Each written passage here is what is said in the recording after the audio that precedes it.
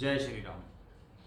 हमारा आज का ये वीडियो है राहु के नक्षत्र परिवर्तन को लेकर कि राहु अब शनि के उत्तरी भाद्रपद नक्षत्र के अंदर गोचर करने जा रहे हैं। देखा जाए तो 7 जुलाई से लेकर 16 मार्च 2025 तक राहु का गोचर अब शनि के नक्षत्र में रहेगा। शास्त्र कहता है शनिवत राहु, यानी जैसा व्यवहार शनि करते हैं वैसा ही व्यवहार राहु करता है। यानी कहीं ना कहीं राहु अगर शनि से मिलन करते हैं तो ये एक अच्छी ही स्थिति मानी जाती है।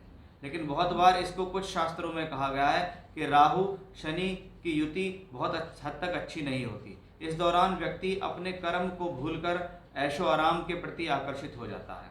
तो सबसे पहली सावधानी आप लोगों के लिए यह है कि अगर इस दौरान जब राहु शनि के नक्षत्र में होंगे तो आपको जितने ज़्यादा अपने कर्म की तरफ प्रधानता देंगे उतना आपके लिए बेहतर रहेगा, क्योंकि इस दौरान सुख साधनों के अवसर आपको मिलेंगे। लेकिन उन सुख साधनों में आपको एंट्री तो करनी है, उनको भोगना तो है, लेकिन उनके चक्कर में अपना कार्य क्षेत्र नहीं भूलना है। यहाँ हम बात कर रहे हैं उत्तरा भाद्रपद नक्षत्र की। उत्तरा जिसको हम कहते हैं आगे की तरफ जाने वाला नक्षत्र, भाद्र यानी भगवान विष्णु, पद यानी चरण, यानी कहीं ना कहीं इस नक्षत्र का सफलता से भगवान विष्णु से और जीवन में अग्रसर होने की तरफ स्थिति को दिखाता है। इसलिए ही इस नक्षत्र के जो स्वामी हैं वो शनि कहलाते हैं। यानी कोई व्यक्ति उत्तरा भाद्रपद नक्षत्र में पैदा हुआ है तो उसको शनि की महादशा मिलती है और शनि कर्म और कार्य क्षेत्र के मालिक है।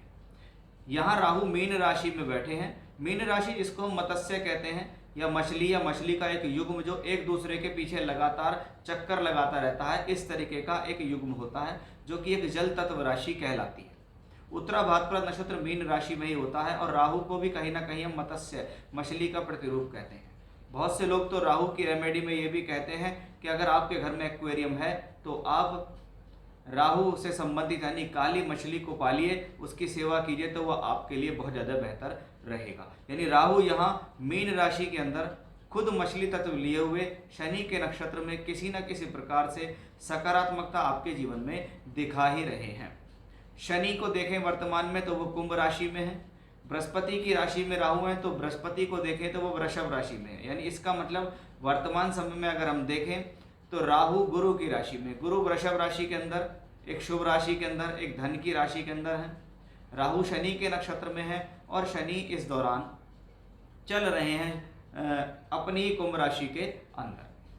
तो ये कहीं ना कहीं एक बेहतरी हम राहु के लिए कह सकते हैं। जब हम उत्तरा भाद्रपद नक्षत्र की बात करते हैं तो इसको हम कहीं ना कहीं कर्म कार्य क्षेत्र से जोड़ते हैं, क्योंकि ये कर्म का नक्षत्र है, क्योंकि इसके स्वामी शनि है। आध्यात्म से जोड़ते हैं, सफलता से जोड़ते हैं, शोध से जोड़ते हैं, क्रिएटिविटी से जोड़ते हैं। यानी जो लोग इनसे संबंधित कार्यों में काम करते हैं उनके लिए शुभ हो जाता है। ऐसा ग्रह अचानक से फल देता है, क्योंकि राहु का स्वभाव है अचानक से फल देना, और अचानक से फल व्यक्ति को तभी मिलता है जब वो जीवन में कुछ कर्म करता है, और शनि कर्म के कारक है। इसलिए राहु का शनि के नक्षत्र में जाना किसी न किसी रूप से शुभ ही माना जाता है। उत्तरा भाद्रपद नक्षत्र के देवता के बारे में बात करें, क्योंकि वो तो हमने बताया कि उत्तरा भाद्रपद नक्षत्र में अगर कोई जन्म लेगा तो शनि की उसको महादशा मिल जाती है। लेकिन इसके देवता के बारे में बात करें तो इसके देवता हैं अहिर्बुधन्य, जिनको एक सर्प से संबंधित जोड़ा गया। राहु को भी हम सर्प से जोड़ते हैं। ऐसे सभी जीव या जंतु जो रेंग रेंग कर चलते हो जीवन में, उनका कहीं ना कहीं राहु से संबंध है, क्योंकि राहु और केतु, क्योंकि राहु का सिर्फ ऊपरी हिस्सा है, निचला हिस्सा नहीं है, यानी उसके पास चरण नहीं है, पद नहीं है, चलने के लिए पाँव नहीं है। इसलिए रेंगने वाले जो जीव जंतु जैसे सर्प होता है या मछली है, ये रेंग रेंग कर चलते हैं, तो उनसे भी इनका कहीं ना कहीं झुकाव देखा गया है। और इनका सीधा सीधा तात्पर्य कहीं ना कहीं अहिर का मतलब होता है, अहिर बुधन्य का मतलब है, अहिर मतलब सर्प, बुधन्य मतलब भगवान विष्णु।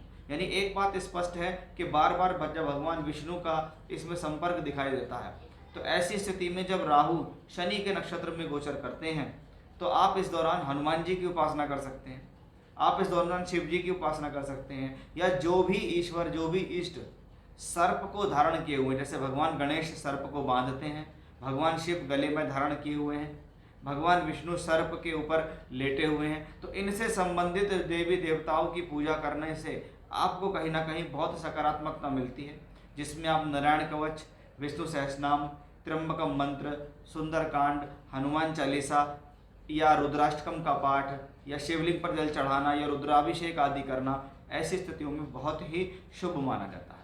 अब हम देखेंगे कि आपकी राशि के लिए इसका क्या विशेष प्रभाव होने वाला है जब राहु ग्रह शनि के उत्तरा भाद्रपद नक्षत्र में गोचर करेंगे। अब देखते हैं कि मकर राशि के जातकों पर इसका क्या प्रभाव होगा। मकर राशि, आपकी राशि से तीसरे घर में राहु है और तीसरा घर अगर जीवन में अशुभ ग्रहों के द्वारा ग्रहित हो कुंडली के अंदर भी तो यह शुभ फल देता है, क्योंकि तीसरा घर आपकी हिम्मत का, साहस का, शौर्य का, पराक्रम का, सहजता का है, आपके द्वारा किए गए कार्यों का है।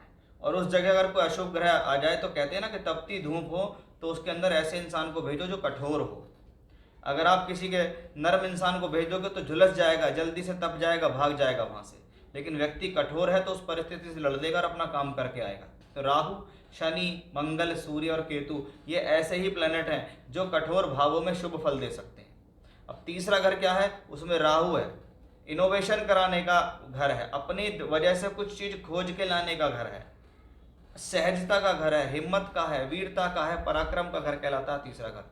ट्रैवलिंग्स का है, यात्राओं का है, इंटरनेट का है, मीडिया का है, ये तीसरा घर है। वहां राहु बैठकर खुश होता है। वो राहु गुरु की राशि में, यानी सबसे पहले राहु ने गुरु से संबंध बनाया और गुरु कहाँ गए, पंचम भाव में। यानी ये स्थिति शिक्षा, विद्या, बुद्धि के लिए शुभ हो जाती है। बहुत बार तो शिक्षा, विद्या, बुद्धि के लिए ट्रैवलिंग्स भी करनी पड़ती हैं, तो वो भी इस स्थिति में शुभ है। ये राहु यहाँ से बैठकर भाग्य स्थान को देखते हैं तो गुरु भी देखते हैं भाग्य स्थान को, इसलिए कहीं ना कहीं राहु ने गुरु की राशि में बैठकर भाग्य भाव पर संबंध बनाकर उसको मजबूत करने की प्लानिंग बनाई है कि कहीं ना कहीं राहु और गुरु दोनों मिलकर भाग्य स्थान को बली कर रहे हैं। यही राहु गुरु 11th हाउस को भी बली कर रहे हैं, क्योंकि राहु की 9वीं और गुरु की 7वीं दृष्टि 11th हाउस पे पड़ रही है। इसका मतलब लगातार कॉम्बिनेशन क्या है, शुभ क्या है। अब इसमें और शुभता कब आ जाती है, जब वो राहु आपकी ही राशि के मालिक शनि के नक्षत्र में आते हैं। अब शनि क्या है, राशि और दूसरे घर का स्वामी है। अगर राशि की बात करें तो मान सम्मान, स्वास्थ्य, एनर्जी, कार्य करने की क्षमता, जीवन में जो भी कुछ पॉजिटिव प्राप्त हो रहा है वो आपको प्राप्त हो रहा है। वो कौन है, आप है, यानी आपकी राशि है। और शनि दूसरे घर में बैठ के दूसरे घर के मालिक यानी धन से भी संबंध है, यानी राहु तीसरे घर में है। इस दौरान किया गया प्रयास सम्मान दिलाएगा, इस दौरान किया गया प्रयास आत्मविश्वास को बढ़ाएगा, इस दौरान किए गए एफर्ट्स, यात्राएं, शिक्षा, पढ़ाई, कर्म, कार्यक्षेत्र कुछ भी है वो आपको सफलता देगा, क्योंकि शनि राशि का मालिक है। वही शनि दूसरे घर में है, इसलिए जब कोई भी प्रयास करते हैं तो उसमें धन मिलेगा। आपके द्वारा जितने भी प्रयास किए जाएंगे उसमें सोर्स ऑफ इनकम बढ़ेगी, पैसा आपको मिलेगा, धन बढ़ेगा। मैंने भी बताया राहु और गुरु दोनों 11th हाउस को देखते हैं, तो शनि भी धन भाव से बैठकर 11th को देखते हैं, यानी तीनों ग्रहों ने मिलकर 11वें घर को एक्टिवेट कर दिया। और 11वां घर क्या है, लाभ का, तरक्की का, प्रमोशन का, वृद्धि का, इच्छा पूर्ति का भाव है। तो कहीं ना कहीं ये बात पक्की है कि आने वाले 8 महीने में 11th हाउस एक्टिवेट रहेगा। किसी ना किसी साधन से धन के साधन बने रहेंगे, किसी ना किसी तरीके से सोर्स ऑफ इनकम बना रहेगा।